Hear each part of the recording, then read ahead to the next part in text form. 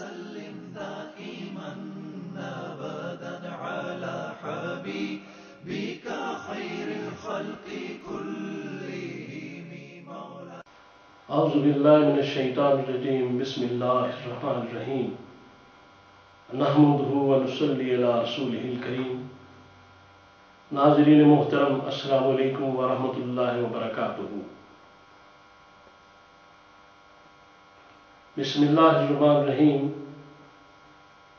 الف لام میم. ذالک الکتاب لا ریب فیہ ھدی للمتقین الذین یؤمنون بالغیب ویقیمون الصلاۃ ومما رزقناہم ینفقون. جو آیات آپ کے سامنے تلاوت کی گئی ہیں، ان کا ترجمہ یہ ہے کہ وہ کتاب ہے یہ جس میں کوئی شک نہیں، اور یہ ہدایت ہے اللہ تعالیٰ سے ڈرنے والوں کے لیے، جو غیب پر ایمان رکھتے ہیں، جو نماز کی پابندی کرتے ہیں، اور اگر اللہ نے انہیں رزق عطا فرمایا ہوا ہے زیادہ تو اس میں سے وہ اللہ کی راہ میں خرچ کرتے ہیں. تو یہ ساری جو آیات ہے یہ اصل میں اس جواب میں ہے جو سورہ فاتحہ میں ہم نے اللہ سے مانگی تھی ہدایت، اور اللہ نے ہی ہمیں بتایا کہ تم اس طرح کہو اہدنا الصراط المستقیم، کہ ہمیں سیدھا راستہ بتا دے. تو وہ جو سیدھا راستہ ہے اس کے لیے کتاب جو ہے یہ دی گئی کہ اس میں سیدھا راستہ بتایا گیا ہے. اس میں سارے قوانین اور احکام بتائے گئے ہیں جن پر چل کر آپ لوگ سیدھے راستے پہ چل سکتے ہیں. دیکھیں اس میں کیا کہا گیا ہے. سب سے پہلی بات، قرآن پڑھیں، اس کو سمجھیں، مگر یقین کے ساتھ شک کو نکال دیں.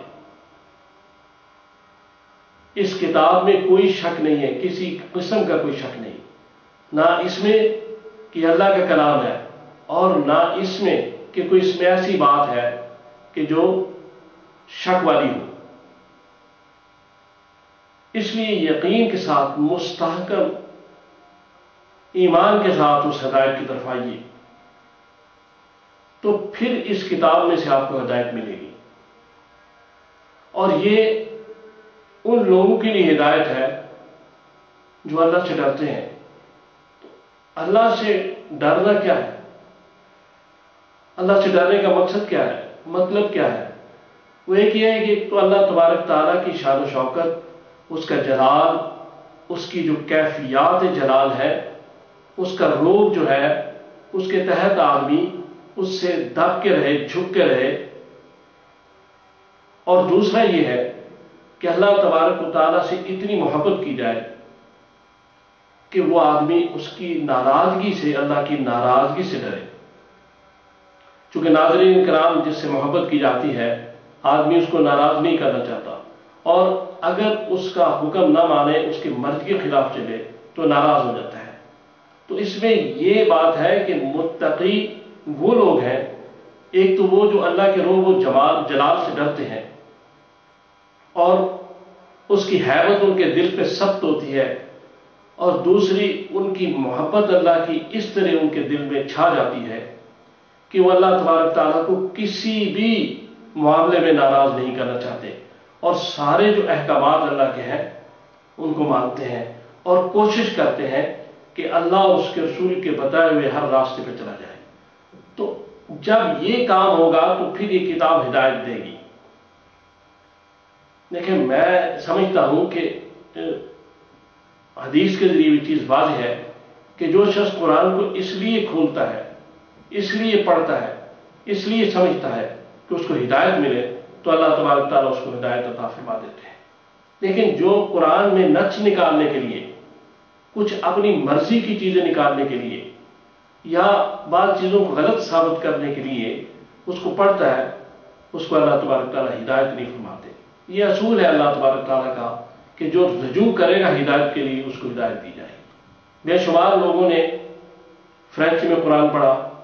بے شمار لوگوں نے اسپینش میں پڑھا، انگلش میں پڑھا، فارسی میں پڑھا،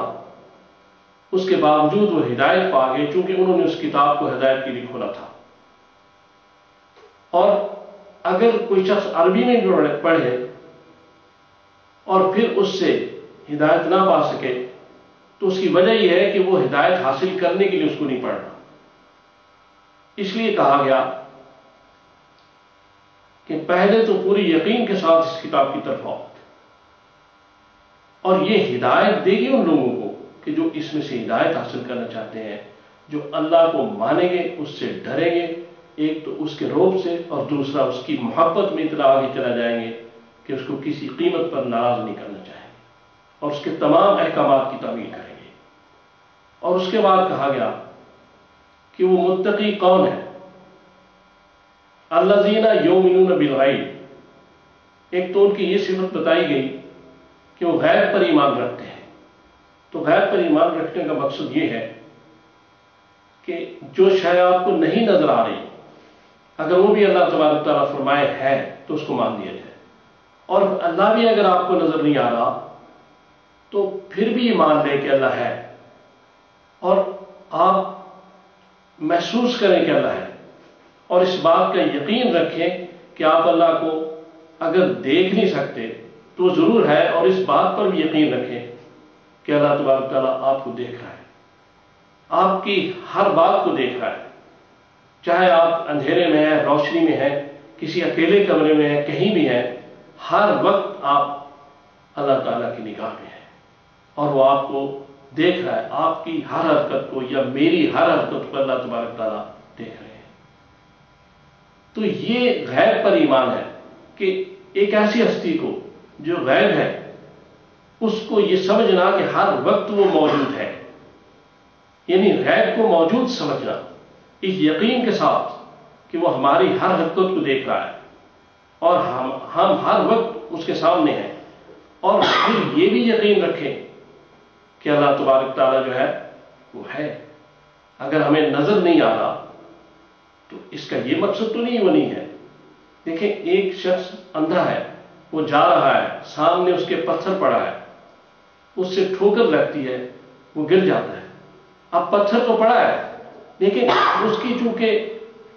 قوت بصارت نہیں ہے، وہ اندھا ہے، اس لیے پتھر نہیں دیکھ سکا۔ اس کا یہ مقصد تو نہیں کہ پتھر راستے میں نہیں تھا۔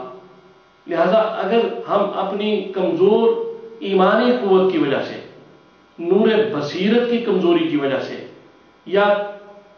وہ اس شوق کی کمی کی وجہ سے ہم اللہ تعالیٰ کی کیفیات کو محسوس نہیں کر سکتے، تو اس کا یہ مقصد تو نہیں کرنا نہیں ہے، یا وہ ہم ان آنکھوں سے اس کو دیکھ نہیں سکتے چونکہ یہ آنکھیں تو اس کا جلوہ دیکھ ہی نہیں سکتی، وہ لامحدود ہے اور ہم تو محدود ہیں، ہماری بصارت محدود ہے، ہم تو آسمان سے اوپر نہیں دیکھ سکتے، تو اس کا یہ مقصد تو نہیں اللہ نہیں ہے۔ اس لیے یؤمنون بالغیب،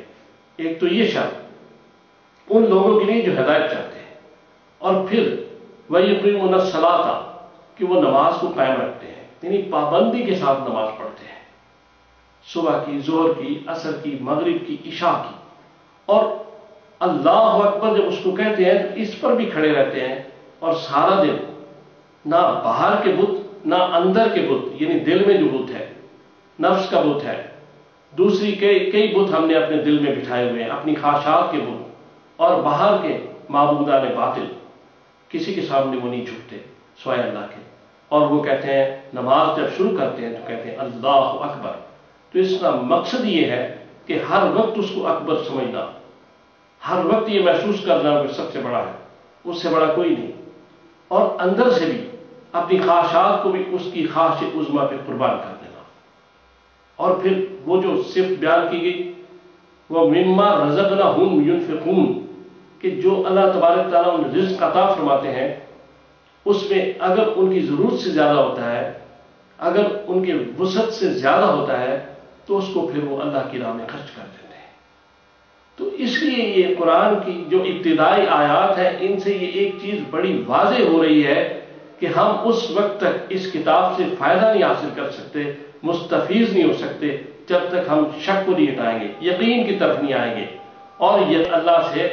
ڈرنا ہوگا کہ وہ ہے، ہمیں دیکھ رہا ہے، موجود ہے، اور اللہ تبارک تعالیٰ کے روب سے، اور پھر اس کی محبت میں آگے جانا ہے، پھر نماز کو قائم کرنا ہے، پھر رزق جو اس نے وسعت سے زیادہ عطا فرمایا اس کو آگے چلانا ہے۔ ناظرین کرام، اللہ تعالیٰ آپ کا حافظ و ناصر ہو، مجھے اور آپ کو توفیق عطا فرمائے کہ میں نے جو باتیں کی ہم اس پہ عمل کر سکیں۔ وما علینا الا البلاغ۔